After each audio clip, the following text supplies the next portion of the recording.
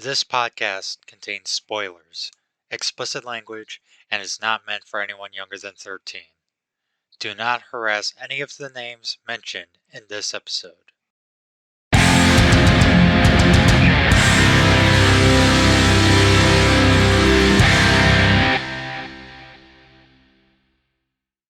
Hey, how's it going, everybody? Welcome back to John vs. Film, and this week's episode, it is the first of Batman month. I don't have a really catchy subtitle for it. Uh, the Dark March. There we go. Today is the first episode of Dark March. And for the first movie, we're going to be talking about Batman, Mask of the Phantasm. Now, the reason why I'm not doing the Batman first and on the day the Batman comes out is because, well, one, I record episodes, most times I record episodes, way ahead of time. Second of all, I would not be able to, you know, really go see the Batman and then all the way, run to the, you know, back home, record it, get all propped up and all that. Yeah, there's just no way I'm going to be able to do that for the Batman. So we're going to start off with Batman Mask of the Phantasm, the 1993 animated movie based off the Batman the Animated Series, and is directed by, well, we got a couple of director credits. We have Bruce Timm, Eric Aronofsky as the directed by, and then we got sequence directors with Kevin Altieri, Boyd Kirkland, Frank Parr, and Dan Reba. I hope I pronounced those names right. As you can see, I can't even pronounce normal words right, so good luck for me trying to pronounce names. But anyway, we also have writing credits with the story by Alan Burnett and also screenplay by, Alan Burnett, Paul Dini, Martin Pasco, and Michael Reeves. And legally, Bob Kane created by Batman, created by, Bob Kane, whatever. There's a whole story of how Bob Kane really didn't really do that much, but I'm not getting into that. That's comic book stuff. We're talking about movie stuff.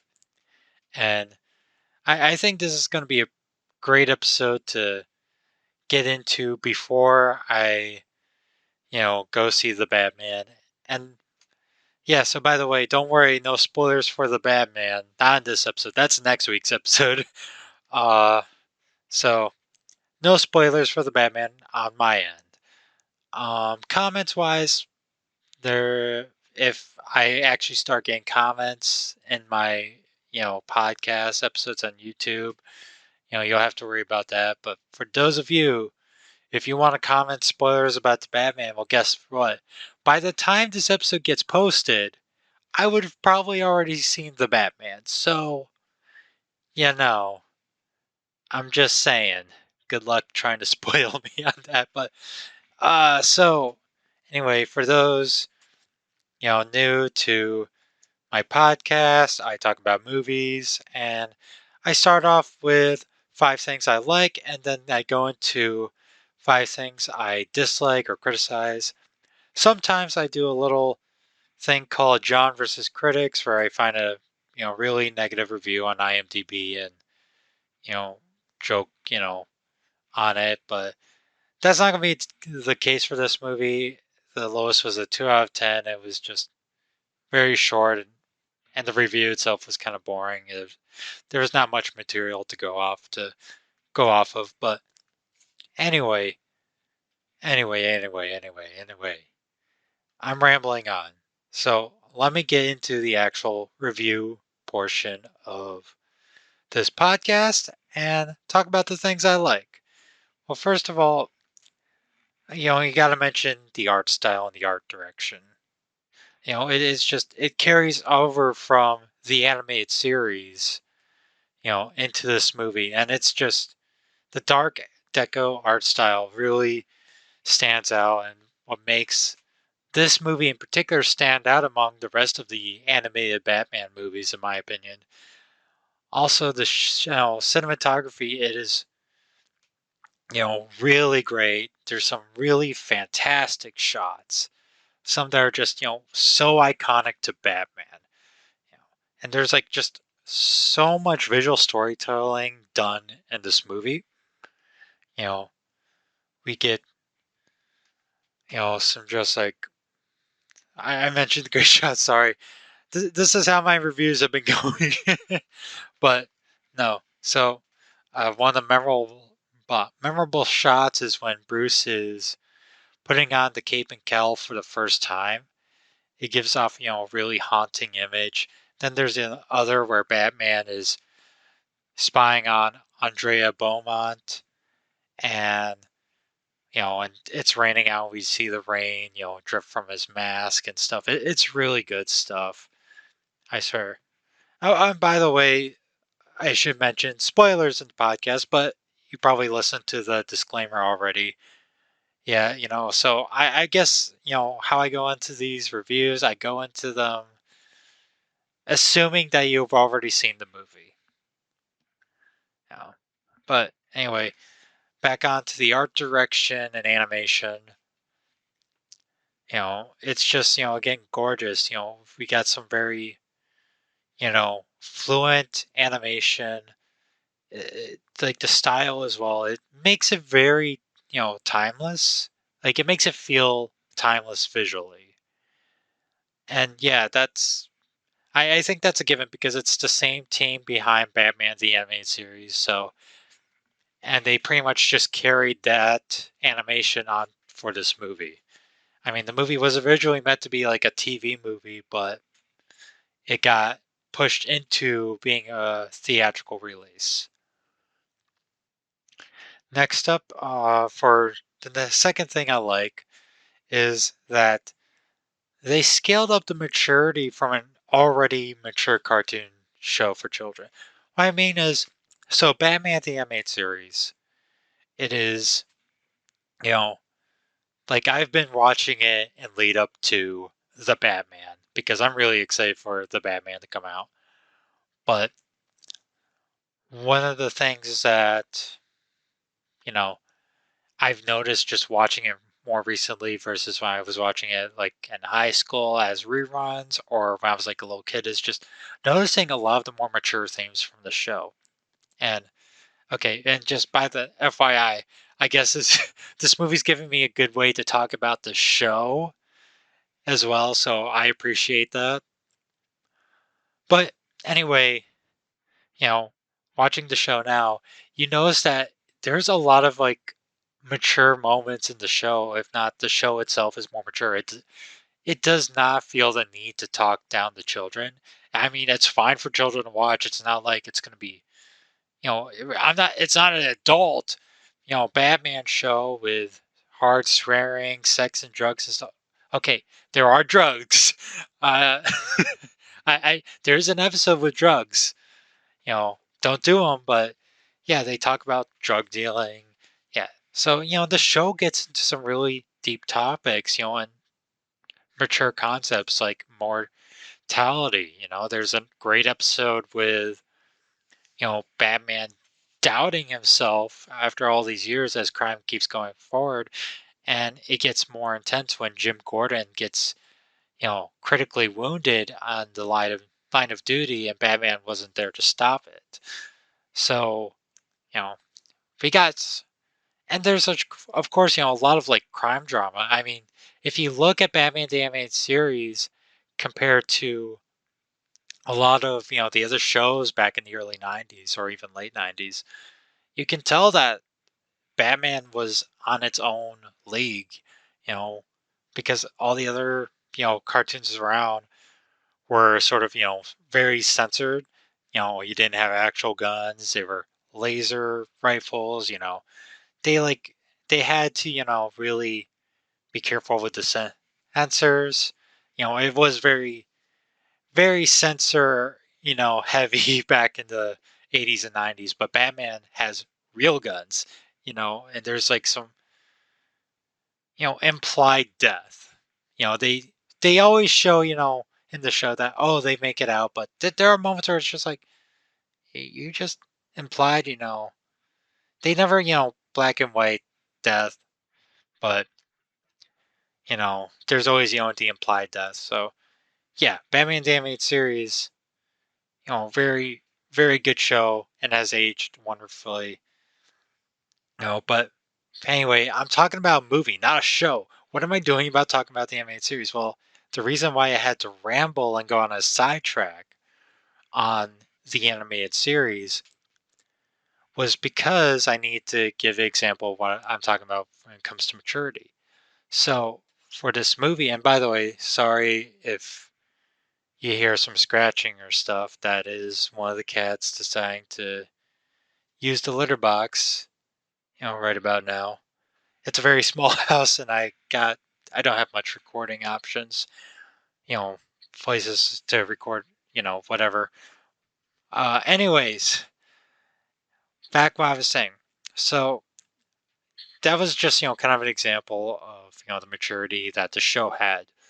So, okay, last sidetrack. I know I kind of, I just noticed that it's like, oh, I go into assuming that you've already seen, the movie, but then I just go on and explain about something that you've probably already seen. So, my bad. But I guess what I am saying is that in the movie, it it cranks up the maturity. We get actual death, not like implied death, or maybe they died, maybe they didn't die. No, we get some hard, concrete death as a new vigilante known as the Phantasm starts killing, some crime lords. And even Joker gets a kill in the movie. Yeah, like and we actually get to see a corpse. You know, one of the crime lords, he was, inflicted with, I guess, Joker's gas and had a forever, frozen, smile face, on his, dead head corpse, who hold a bottle. Yeah, so Joker is like also very messed up. Like he was messed up in the show, but there was always, sort of a cartoony Looney Tunes kind of thing about it. They made him more cartoonish shit. But here, I mean, it's still the Joker from the animated series, but they essentially let him off the leash. And he gets pretty dark. You know, and like the movie overall just is a darker, even for the show. And we get to see blood. It's very mature, and I think that was a good thing. If you can't really like if there's one thing that you could definitely rev up for a theatrical film, it is, you know, or yeah, like I mean, originally made for TV movie, but then turned theatrical movie, I guess, you know, for Batman is to rank up the maturity. Not make it hard, hard R or anything, but definitely be like, yeah, we get to actually do some things now. We get to really, boot it up. And also, as well, police going after Batman because the Phantasm is mistaken as being the Batman. So everyone's assuming that Batman's killing all of the sun. So we got Harvey Bullock and the police force actually trying to kill the Batman. It's really, really, yeah, I'll just leave it at that.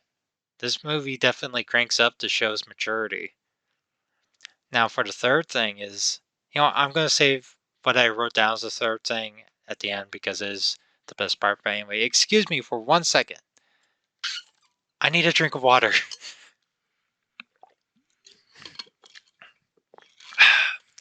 Much better. And no, I'm not editing it out because I treat my podcast like I am doing a live stream. I would actually do a live stream if I could, run an Ethernet cord and, through my house. And yeah, it's just, I'm not in a very good setup for streaming anyways. But anyway, I will get into the third thing of what I like about this movie. It's the music. So, Batman the Animated Series already has, some really great music, and I'm talking about the original stuff, not just the intro, that has Danny Elfman's, theme play it, but I'm talking about the original music that has been composed by Shirley Walker. And so the music from the show is already great. But what's really great, like particularly great about its use in this movie is that it has a very cinematic flair to it. Because, it feels like the music got such a boost in quality. Like when it comes to the opening credits, we hear, for what's used as the Batman's, theme, you know, da da da da. It's it is sort of a rendition of Danny Elfman's theme, but it has its like own twist and stuff. But what it gets here, it gets like an additional choir that just boosts it up. And I gotta say, just as a warning, I'm a real sucker for good, choir implementship into music. You know, it's like when it comes to movie soundtracks, especially, like you got good choir going, you got me in, you got me hooked. So, and it's also used at very good times. So not just the opening credits, but when Batman in the flashback scenes, first on the Cape and Cowl for the first time, you get to hear that, choir, Batman theme, and it's just so good. It is so good. I, I feel like now that the show just needed, just like, oh, can we borrow this now? Thank you. Just take the music from the movie and put it into, or just those versions of the music that they have already been using and put into the show. It's just a very good. My fourth point of what I like about this movie, it is the voice acting. And I have to mention it, because I think we got, like, this is probably going to be the only time this month where I'm going to be able to gush about Kevin Conroy and Mark Hamill as being the voice of Batman and Joker, respectively. You know, like, let's quickly go off, Mark Hamill's portrayal as Joker. I mean, like, in this movie alone, he's just fantastic. He portrays the Joker so well. I personally, I this might be a hot take. He's a better Joker than he is a Luke Skywalker. I mean, he oozes that personality in his performance. You know, he does a great job balancing between cartoonish and terrifying. He knows like how to really, you know, get, Joker to be angry, really angry at someone, and snap at someone, and then the next second, like snap the fingers, just go back to being all cartoony and silly. It is really great. He comes, like Mark Hamill's Joker is both funny, but also disturbingly terrifying. It is truly an iconic performance. And then we get to go to Kevin Conroy, who masters the voice of the Batman and is my favorite actor to portray Batman. I mean, yeah, that's a real hot take right there, right, John? Yeah, Kevin Conroy, favorite actor who portrayed Batman. Gee, such a hot take. But no, seriously though, Kevin Conroy is someone who gets who Batman is, and a lot more than a lot of actors. Like I remember hearing from an interview that I think it was like a bonus feature on one of the anime series DVDs where he mentions that, how he portrays Bruce Wayne is slash Batman is that Bruce Wayne is the mask, but Batman's the real person. And you hear that in his, like in his, performance. So I guess, that's like my criticism for a lot of modern day Batman. performances is that they I blame Christian Bale for this. I'm sorry. Not like just that direction they went for Christian Bale's Batman with having a voice like this to really disguise your voice. And then that just revolved into, later performances having, either using a voice changer or something like that to really, be like, oh, he's doing that to disguise his voice. But Kevin Conroy, what he does, he has a more, cheerful, friendly attitude as Bruce Wayne, the playboy billionaire philanthropist. He comes off as very, genuine. Like, oh hey, I'm your buddy. How's it going? Very upbeat. And then he switches off to something more serious. You know, but that would be more of his real voice. So he, you know, the real voice for Bruce Wayne slash Batman is the Batman voice. That is the normal voice. So he's putting on a performance as Bruce Wayne, but as Batman.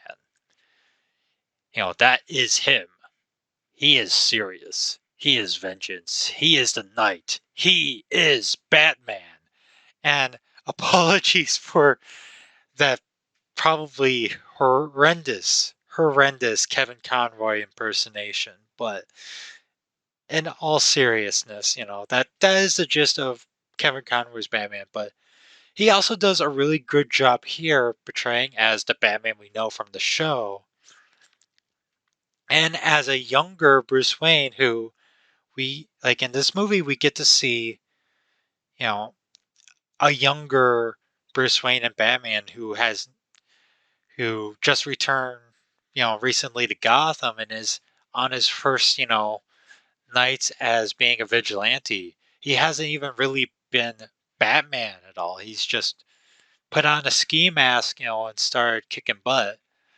And this is like kind of discovering it's that like weird middle puberty era, I guess, for Batman. Not really puberty, but it's not the origin of parents getting shot, but it's like more of after he is done with his training and is back in Gotham and goes first pursuing, fighting crime. He does that, but it's him discovering how to do that. And we get to see the origin of how he found the Batcave and all that.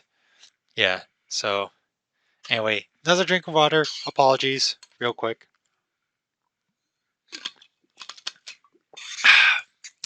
It is good to stay hydrated when talking about Batman. So and anyway, he does, and as his like younger Bruce Wayne, I think he does a really good job not really going into the chirpy Bruce Wayne persona, but is more of like a mix between that and his normal, Batman voice. You know, and it shows just how inexperienced he was at that time during those flashback sequences. But anyway, that is enough about Kevin Conroy and Mark Hamill. We also got to talk about the new, voice actors. First of all, it is Delaney as Andrea Bowman. She does a very fantastic job as, you know, Kevin Conroy's, like romantic interest and antagonist because, the twist of the movie you know, is that Andrea Bowman is the Phantasm, even though the movie tried to lead us as, Carl Bowman, his father, I'm sorry, Andrea's father for being the Phantasm. And they do this well in the credits as well with, the same voice actor, Stacy Keach playing Carl Beaumont and as the Phantasm. And by the way, his voice as the Phantasm is truly stellar. Like, it's very haunting as he does this. Sorry, I'm going to try to do it. I'm going to do a horrible impression. Watch me. Ready? Ready? Chucky Soul. Your time has come. I'm sorry. I couldn't help myself. No, but he has this more haunting, Chucky soul. Your, you know, your angel of death awaits. You know, something like that. I'm sorry about the fake out. I had to. I gotta try to joke around. I can't be all serious. I don't want to be like Batman. You know, but yeah, their performances are really great. And again, going back to Dana Delaney, I'm pretty sure that's how you pronounce her name. My apologies ahead of time if I butcher that. Dan, you know, Dana, she does a very good job as Andrea, playing as her own version of, a tormented soul. And and that's going to be where I'm going to end my fourth point. There's other great performances as well. I think a lot of, the side characters like Harvey Bullock, Gordon, Alfred, of course. Alfred is a standout as always. They're really great. You know, but I really, okay, I guess one more, you know, like performance I want to mention. Uh, let's see. I don't remember, you know, I don't. Arthur Reeves. There we go. That's the character I was looking for. You know, the actor for Arthur. He did Hart. Yeah, I'm sorry. Hart Bochner. Yeah, I'm reading this off of IMDb. So again, apologies ahead of time for butchering names. I keep saying ahead of time. I'm pretty sure we're past ahead of time, but you know, overall he does a really good job as his character Arthur. But I think the one performance, stand-up performance he does is that he gets, poisoned by Joker with, the laughing toxin, and he's in the hospital. And, he was laughing uncontrollably, you know, and then he finally gets to calm down because the doctors were able to treat him in time to, calm him down. But then Batman comes out, comes to interrogate him, and and he starts laughing again, but the laughter is being triggered because he is, you know, nervous because of Batman. And he does a really good job of portraying, like this person who is not laughing because it's funny, laughing because he, you know, is forced to. Like he does a very good job in that performance, showing, that he's truly fearful, but is also, being forced to laugh. And not just like a, oh, ha ha ha ha, but like more of like physically he's being forced to laugh. Like his body is forcing, laughter out of him, you know, and it's just a truly stellar performance, so very well done in that scene. So this final point is going to kind of be like a combination between all of the other points, but it's really the story. The story here, it is an absolute standout. As it is a very tragic story, but it's also very well written. There's a lot of great visual storytelling along with written, you know, storyline. There's some like a very good, like quotes as well. I'm probably gonna have to look it up real quick. We're gonna go quotes. There's some funny, but there's also some serious ones. But you know, before I get into quotes, I'll give quotes, kind of later in exam, later on. But let's just get into the general story. I've already mentioned, how Batman's being framed as for killing, these crime lords because the Phantasm is doing it. But what this movie does really well is it digs into Bruce's psyche. And he digs at it when he was, in the flashback scenes when he's younger, when he's first starting out. It gives us a scenario where,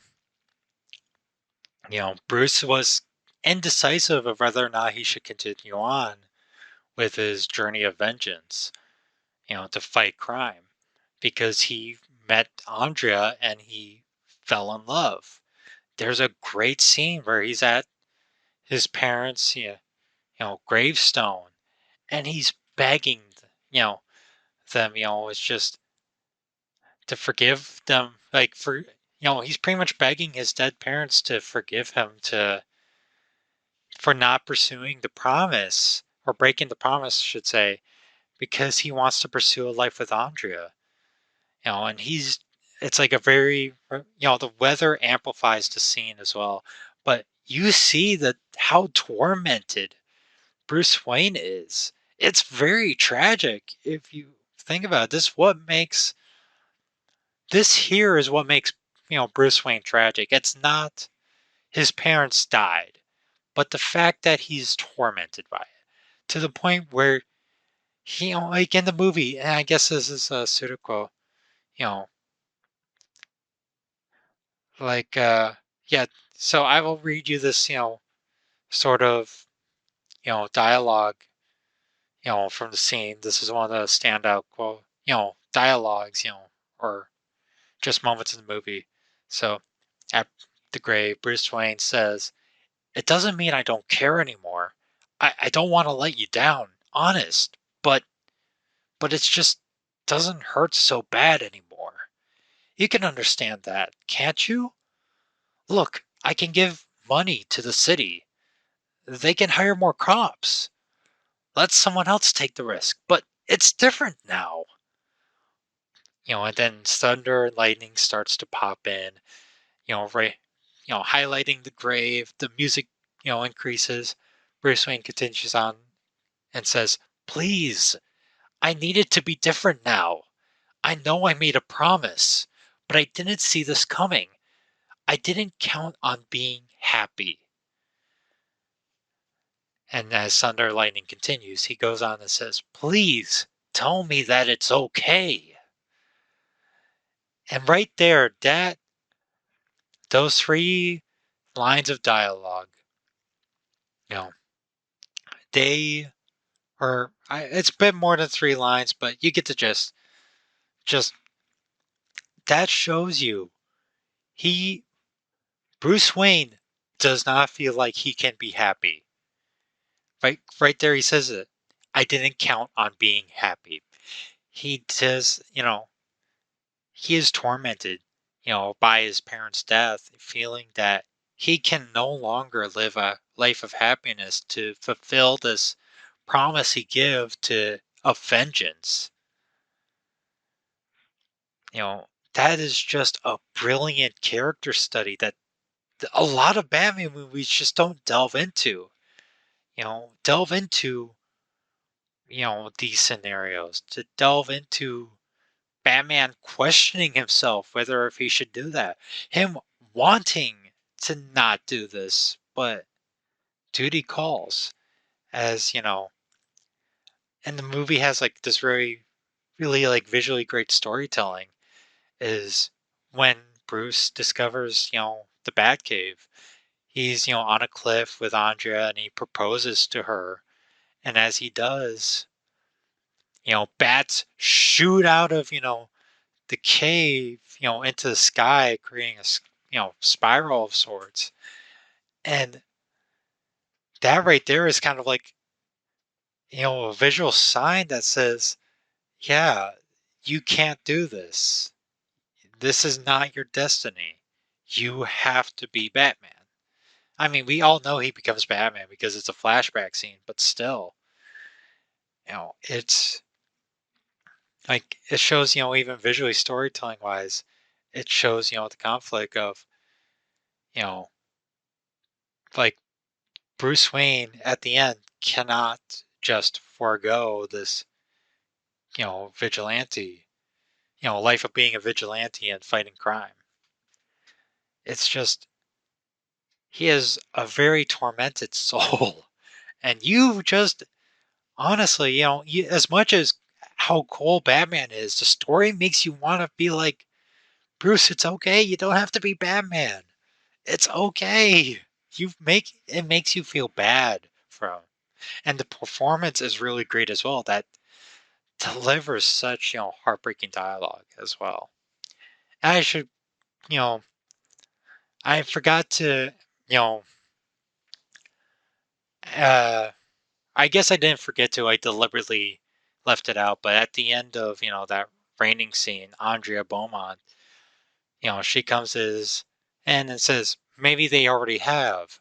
Maybe they sent me and they embrace in the rain. That's, really good. And so it shows you that tragic torment Bruce goes through in his psyche.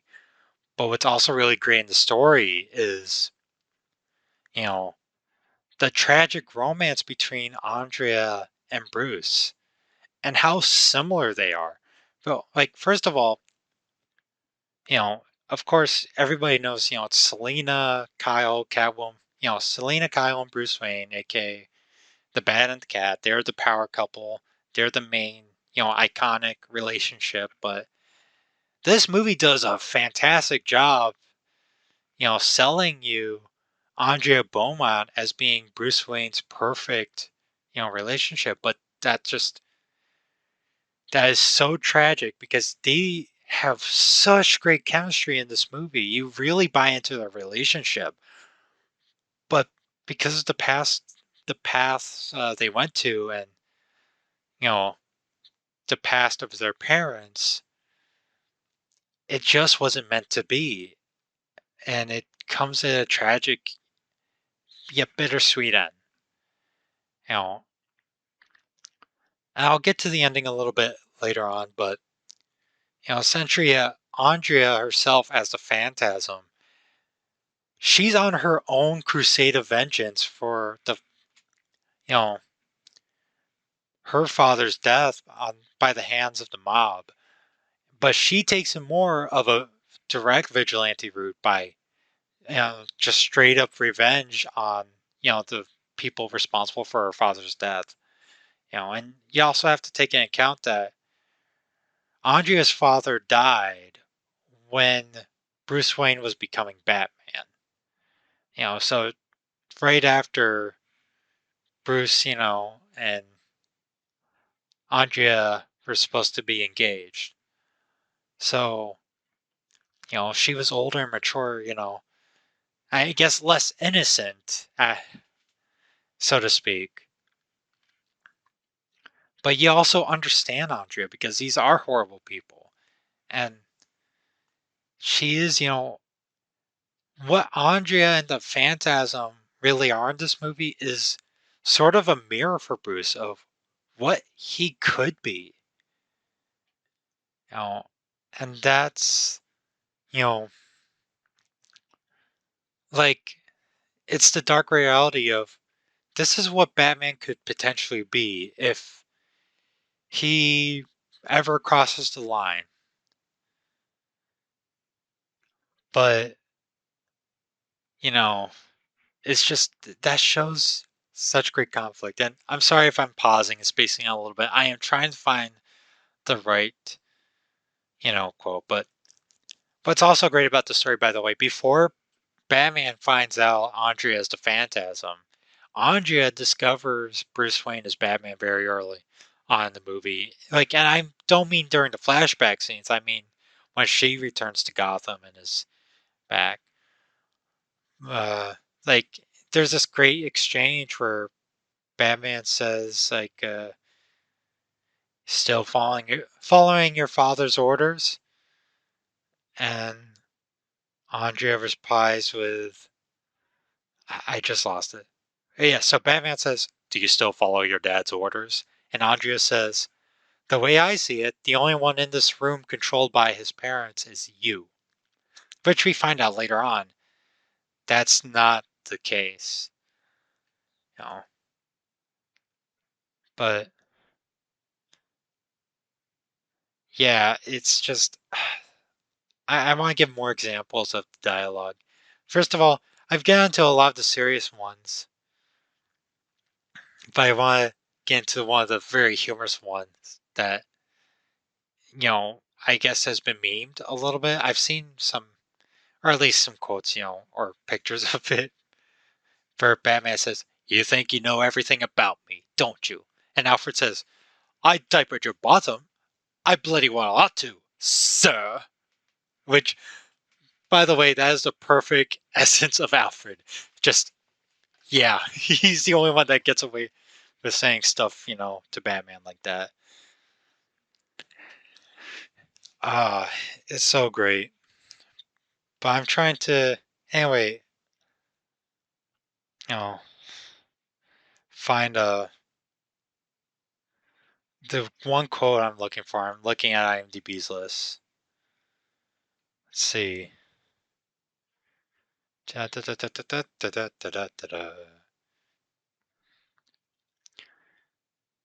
Let's see. Where is it? It's a great one. Shoot. It's probably, and it's just okay. And the reason I'm trying to find this quote, apologies, this is messing up the podcast a lot, but it's really, encapsulates what I've been saying about this movie. You know, I mean, I can see. Let's see. Where is it? Where is it? Come on. I'm not finding it. Shoot. Where is it? Oh no. Do they not have it? It's such a great, quote too. You know, but the thing is, it dives like this movie really talks about vengeance and what that means, or I guess the path of vengeance. Shoot, I'm not finding it. Oh no.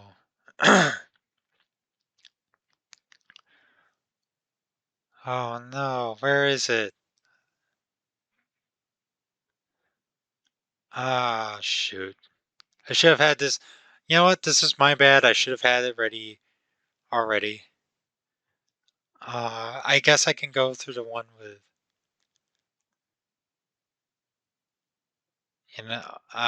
shoot.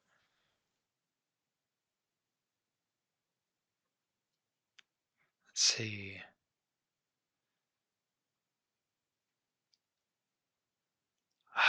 I'm not finding it.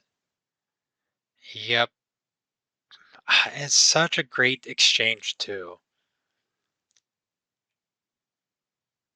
Anyway, so I guess I'll say it with Alfred's quote.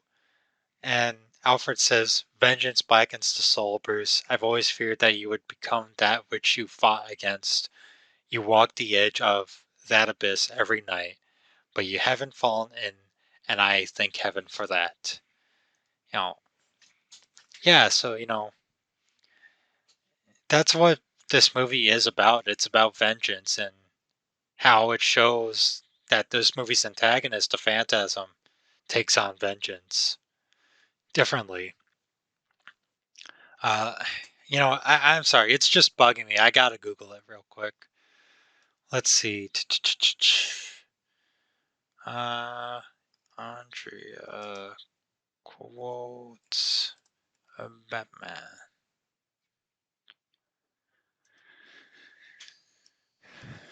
Let's see.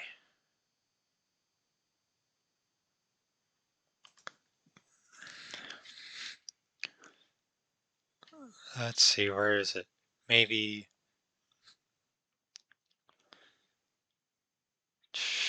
I'm looking at different sites, so give me 1 second. I'm not editing this out. No, no, no, no, no, no, no. Where is the quote? Yeah. Shoot. Let's see. Oh, there it is. I found it. So this is when Batman is confronting Andrea after he found out Andrea is the Phantasm, and Andrea is trying to kill the Joker because the Joker was the last person on her hit list and is the one that directly killed her father. But anyway, Batman says, Your father's dead, isn't he? You came into town early to get Chucky's soul, so you could shift the blame to your father if necessary. Andrea then says, They took everything, Bruce. My father, my friends, my life, you. I'm not saying it's right or even sane, but it's all I have left. So either help me or get out of the way. You know I can't do that. Look, what they did to us, what we could have had, they had to pay. But Andy, what will vengeance solve? Andrea, if anyone knows that answer to that, I'm sorry, if anyone knows the answer to that, Bruce, it's you. And there's a pause after that. It is such a great quote. It makes Batman look hypocritical by that. So, and I'm sure that quote was on IMDb. I just wasn't looking hard enough or was getting distracted. So, anyways, apologies for that montage, but I just wanted to say there's so many great quotes, so much great dialogue between characters. It's really fantastic, really well made. And I will leave it off, by saying, the climax ends with the future, you know, fair or whatever. It is getting, uh, blown up by the Joker, but Andrea has the Joker in her grasp. You know, Bruce is like, Andrea, come with me. The place is blowing up. And Andrea's like, no, it's going to end tonight.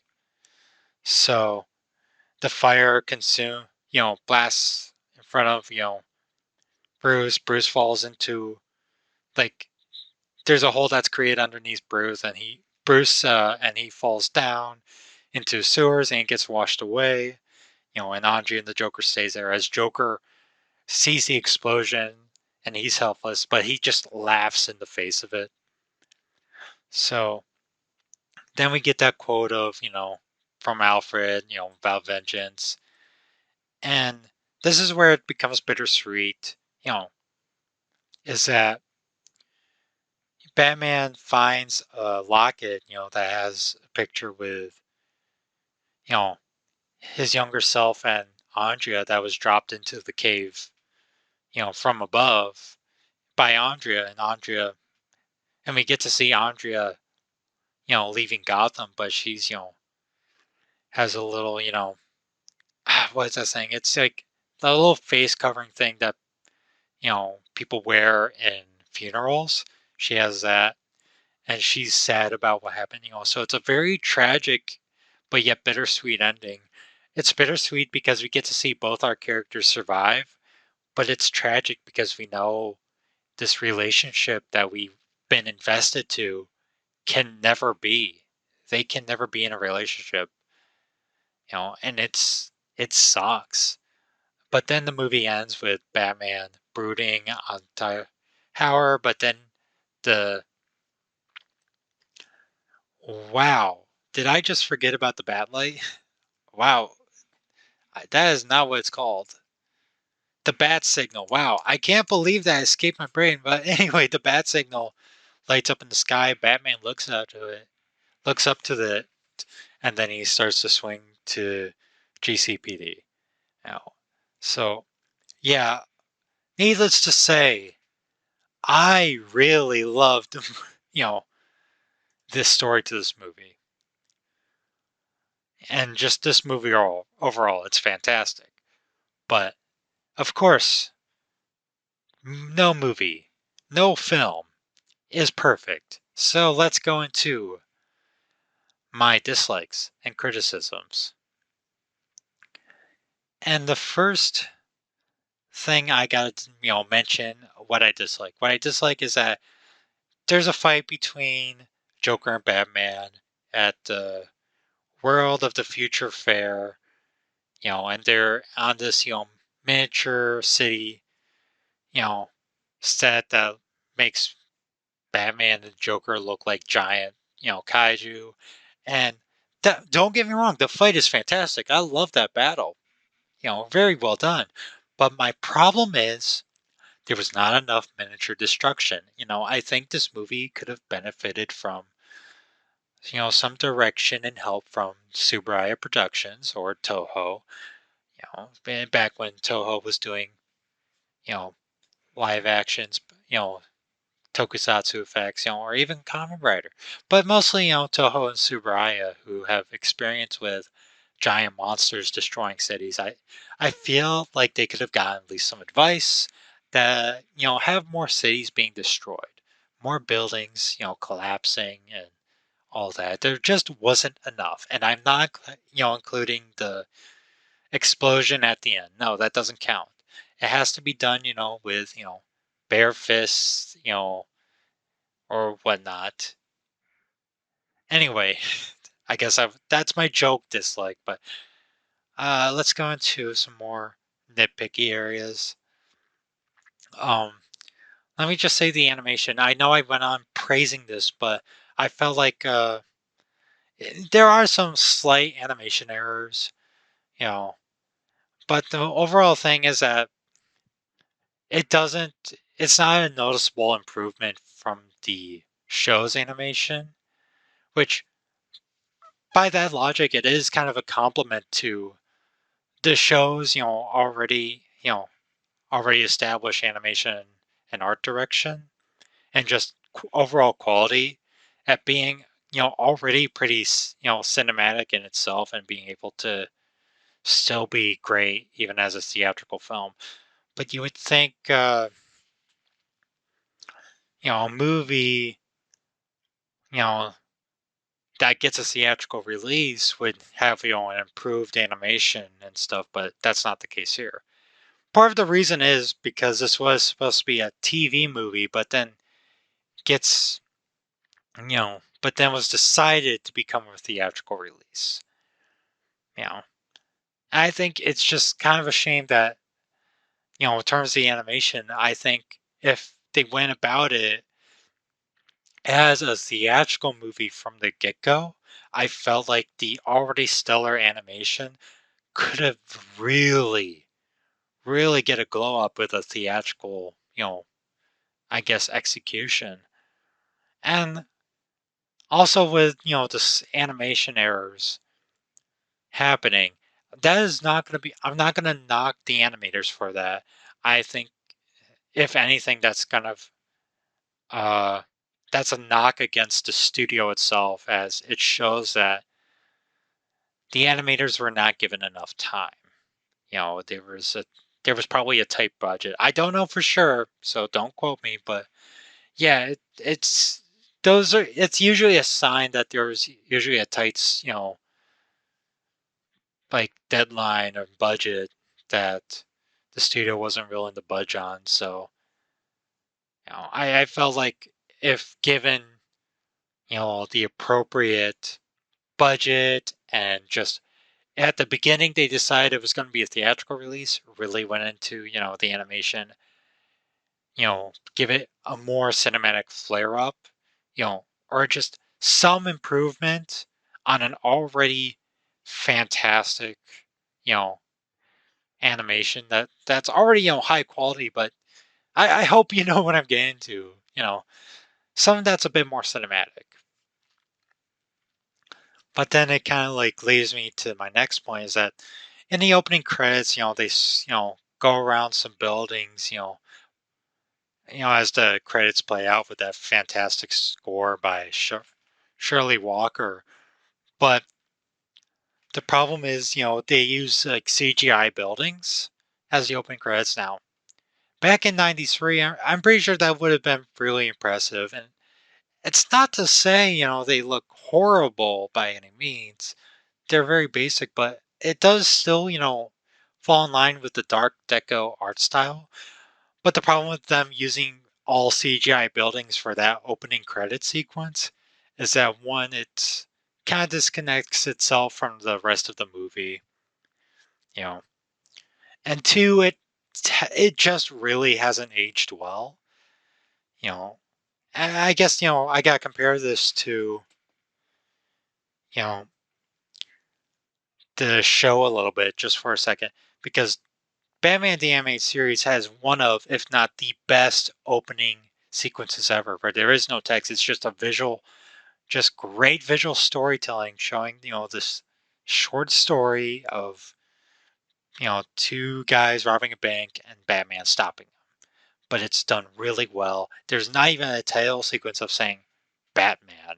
It's just at the end, it's Batman on top of a building, then lightning strikes, you know, revealing Batman from the shadows. It's you probably seen the intro. It's very good, but yeah, the CGI buildings make the opening credit sequence aged very poorly visually, I guess. Is what I'm trying to get. So I got that. My next, criticism point is that I don't think Joker needed a personal connection with the Phantasm, you know, or I guess I don't know. I guess it was. It's not that it's not really an issue, but more maybe it's more of a personal thing. Is that it's because it delves into the Joker's origins a little bit because we get to see Joker, pre being Joker as kind of a mob henchman, but that part bothered me, but having just that personal connection, being the one that killed Andrea's father, it's just you know the thing is with Joker, you really don't. He's a villain that you really kind of don't want to know the origins of, or the lack of knowing his origins is what makes the character so intriguing as well as entertaining. It's just because he is like an overall mystery of why he is the Joker. I mean, granted, they didn't delve into his origin too much. It's just more visual. Like, yep, that guy's the Joker right there. But it's enough to say, yeah, no, don't do that. Don't do that. Why'd you do that? You know. So I guess that's more of a personal thing for me. But here, this one's a criticism. And it's that I guess that's the thing of trying to do something like kill the Joker in a Batman movie for that, or it's a spin-off of a Batman show, is that you need the Joker to come back to be in the show. You know, so they sort of have to retcon him, die, having him die at the World, Future Fair, but then that leads into a problem. Why did Andrea let go of Joker? Why did she didn't kill the Joker, or make sure he was dead before escaping? So that was kind of just a problem with that little, prevalence, is that because we see the Joker appear later on in Batman the Animated Series, it's just one of those like, so that whole, future World of the Future fair exploding with Andrea and Joker staying behind has no ramifications because other than Andrea and Batman can never be together, you know. But it just kind of makes you question. It's like, wait, then why did Andrea, let Joker go? Why did she never come back to kill Joker? You know, I guess you can kind of summarize it, but as being, like, oh, she let Bruce's, words, get to her finally, but the movie kind of established, though, that she was already on the path she was. There was no turning back. She was dead set on committing vengeance. So that, so that lessens the impact, I guess, of the movie. But at the end of the day, those are very minor complaints because overall, this is by far, if not, by far one of, if not my favorite Batman movie. It does so much right. And as it delves into Batman's psyche, there's a real mystery elements that really showcases Batman being the world's greatest detective, figuring out all this, so having an actual mystery to follow along with a pretty good twist, that's done really well. And it's hidden pretty well even for the audience, you know, or at least for the target audience. But the only real shame is that, like I mentioned before, it's just that they decided to make it a theatrical release after all the production was pretty much done, you know. And I guess, I wish they made the decision to make it theatrical near, like, at the beginning of pre-production. That's the only real shame of this movie. So yeah, that's it for this episode. Um, don't forget to click on my socials and the links down below. I'm on YouTube, Spotify,